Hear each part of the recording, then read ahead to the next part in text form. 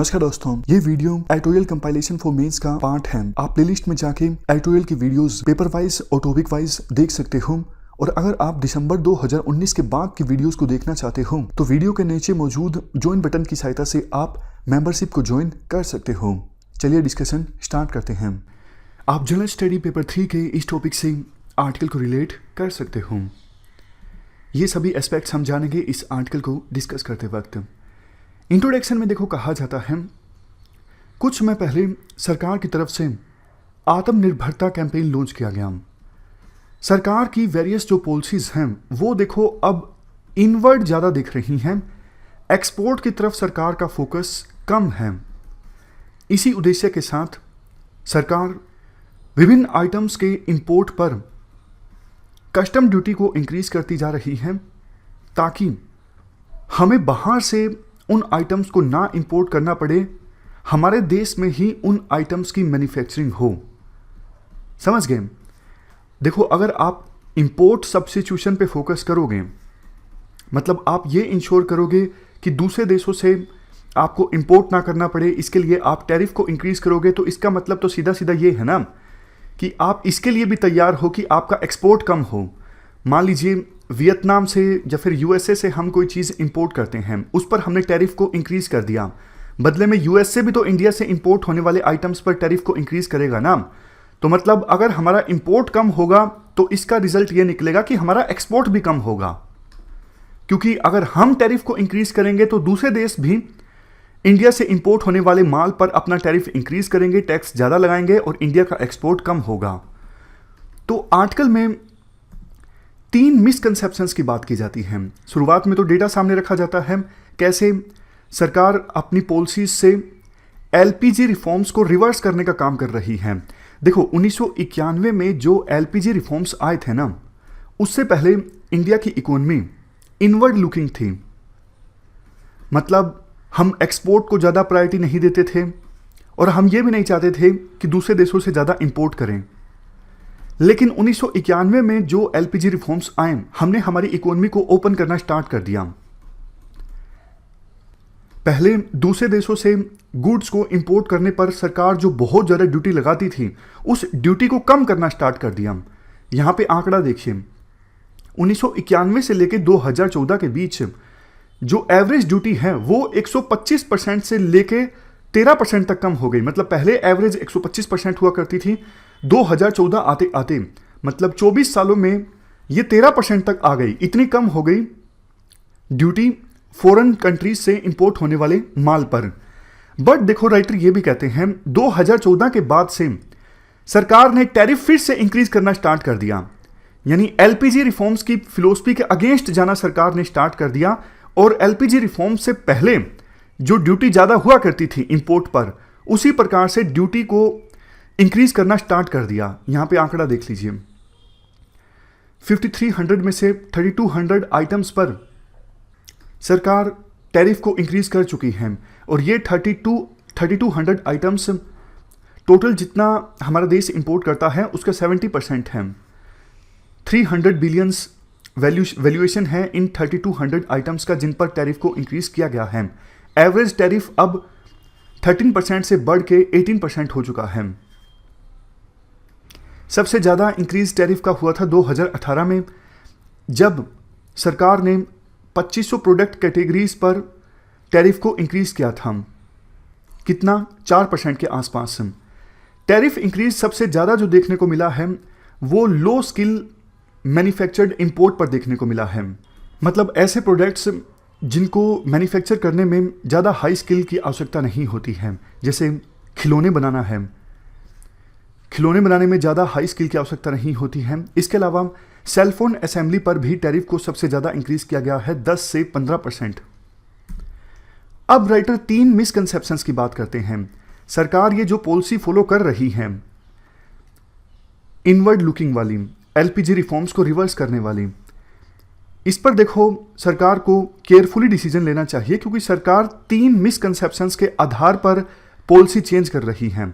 सबसे पहला मिसकंसेप्शन सरकार को यह है कि 1991 से लेकर 2014 के बीच में इंडिया की इकोनॉमी की जो हाई ग्रोथ रेट रही उसमें एक्सपोर्ट का कंट्रीब्यूशन नहीं है। सबसे पहली मिसकंसेप्शन सरकार की ये है, बट देखो ये गलत है। 1995 से लेकर 2018 के बीच इंडिया की ओवरऑल एक्सपोर्ट ग्रोथ रही 13.5%। टॉप 50 एक्सपोर्टर्स में ये थर्ड बेस्ट परफॉर्मेंस थी। और देखो एक्सपोर्ट में भी स्पेसिफिकली अगर बात करें, इंडिया की मैन्युफैक्चरिंग एक्सपोर्ट रही, मतलब इंडिया की मैन्युफैक्चरिंग एक्सपोर्ट में ग्रोथ रेट देखने को मिली 12.1%। ये एवरेज है। ये भी टॉप 50 एक्सपोर्टर कंट्रीज में थर्ड बेस्ट परफॉर्मेंस थी। सिर्फ चाइना और वियतनाम की परफॉर्मेंस इंडिया की परफॉर्मेंस से अच्छी थी। और देखो 1990 के बाद से ही एक्सपोर्ट ने ओवरऑल इकोनॉमी की ग्रोथ रेट में अच्छा खासा कंट्रीब्यूट किया है। यहां पर देखिए जो ओवरऑल ग्रोथ हुई इकोनॉमी की, उसमें 1/3 कंट्रीब्यूशन रहा एक्सपोर्ट का।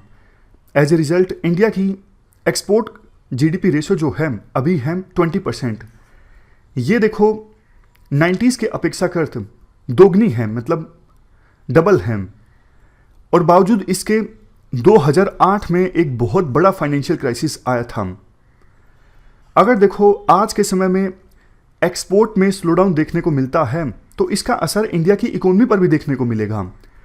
एक अनुमान के अनुसार अगर एक्सपोर्ट की ग्रोथ में 5% की कमी आती है तो ओवरऑल जो जीडीपी ग्रोथ रेट है वो 1% कम हो जाती है।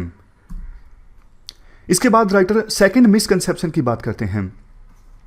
सेकंड मिसकंसेप्शन सरकार को यह है कि कोविड-19 की महामारी के बाद ग्लोबलाइजेशन का रिवर्स देखने को मिलेगा, डी ग्लोबलाइजेशन ज़्यादा होगा, मतलब विभिन्न देशों के बीच जो ट्रेड है वो कम होगा और इसलिए अब इंडिया की डोमेस्टिक मार्केट पे ज़्यादा फोकस करना चाहिए बजाय के एक्सपोर्ट पर। राइटर कहते हैं ये सरकार का मिसकंसेप्शन है। देखो जब 2008 में फाइनेंशियल क्राइसिस आया था ना, उसके बाद भी विभिन्न देशों के बीच ट्रेड तो कम हुआ बट इंडिया का एक्सपोर्ट कम नहीं हुआ। आप यहां पर देखिए 2010 के बाद वर्ल्ड एक्सपोर्ट स्टैग्नेंट था बट इंडिया का एक्सपोर्ट में फिर भी ग्रोथ रेट देखने को मिली कितनी, 3%। और दोनों में मैन्युफैक्चर्ड गुड्स के एक्सपोर्ट में भी और सर्विसेज के एक्सपोर्ट में भी ग्रोथ रेट देखने को मिली। ये हम इंडिया की बात कर रहे हैं। तो अगर सरकार अभी ये सोच रही है कि कोविड-19 के बाद वर्ल्ड एक्सपोर्ट कम होगा तो इंडिया का एक्सपोर्ट भी कम होगा, ये कोई ज़रूरी नहीं है। और जबकि देखो 2010 के बाद कुछ जो पॉलिसीज थी वो एंटी एक्सपोर्ट थी। यहाँ पर देखिए 2010 के बाद कुछ एंटी एक्सपोर्ट पॉलिसीज, हमारी करेंसी का एप्रिसिएशन हुआ था काफ़ी, मतलब रुपया मजबूत हुआ था डॉलर के मुकाबले में। इसके साथ साथ लाइफ स्टॉक के एक्सपोर्ट को लेके भी रिस्ट्रिक्शंस लगाई गई थी। तो इन पॉलिसीज के कारण एक्सपोर्ट में कमी देखने को मिली, लेकिन बावजूद इंडिया का जो एक्सपोर्ट था वो ग्रू हुआ 3% से। अगर देखो ये एंटी एक्सपोर्ट पॉलिसीज नहीं देखने को मिलती तो बल्कि इंडिया का एक्सपोर्ट और भी ज़्यादा बढ़ता। तो यही राइटर कहना चाहते हैं कि अभी देखो वर्ल्ड के टोटल एक्सपोर्ट में इंडिया का कंट्रीब्यूशन सिर्फ 1.7% है, जो कि वियतनाम जितना एक्सपोर्ट करता है उससे भी कम है। अगर इंडिया का एक्सपोर्ट वर्ल्ड एक्सपोर्ट की रेट से 3 से 4 गुना ज़्यादा तेजी से बढ़ता है, फिर भी टोटल जो इंडिया के एक्सपोर्ट का कंट्रीब्यूशन है वर्ल्ड के एक्सपोर्ट में ज़्यादा नहीं इंक्रीज होने वाला है।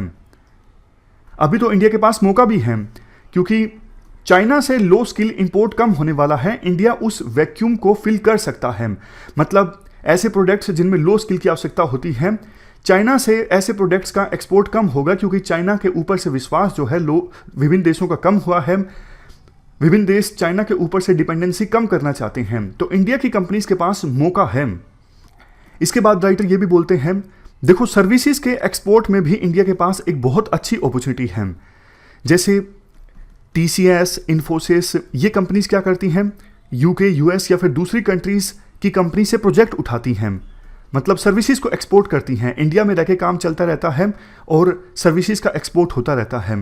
तो कोविड-19 की महामारी के बाद आवाजाही तो है विभिन्न देशों के बीच कम होगी, लेकिन सर्विसेज का जो एक्सपोर्ट है वो चलता रहेगा। सर्विसेज के एक्सपोर्ट में गिरावट नहीं देखने को मिलेगी और इंडिया की स्ट्रेंथ है सर्विसेज। तो इसलिए सरकार को ध्यान देना चाहिए इन सभी मिसकंसेप्शंस पर एक्सपोर्ट का इंडिया की ग्रोथ स्टोरी में काफ़ी कंट्रीब्यूशन रहा है। सरकार अपनी पॉलिसी से एक्सपोर्ट को इग्नोर ना करें और जो इंडिया की डोमेस्टिक मार्केट है वो तो ठीक है, बट एक्सपोर्ट के फॉर्म में तो इंडिया को बहुत बड़ी अपॉर्चुनिटी मिलती है अपनी इकोनॉमिक ग्रोथ रेट को इंक्रीज करने की। तो ये हमने पूरा आर्टिकल डिस्कस किया। इस डिस्कशन में फिलहाल इतना ही है। Thank you very much for discussion.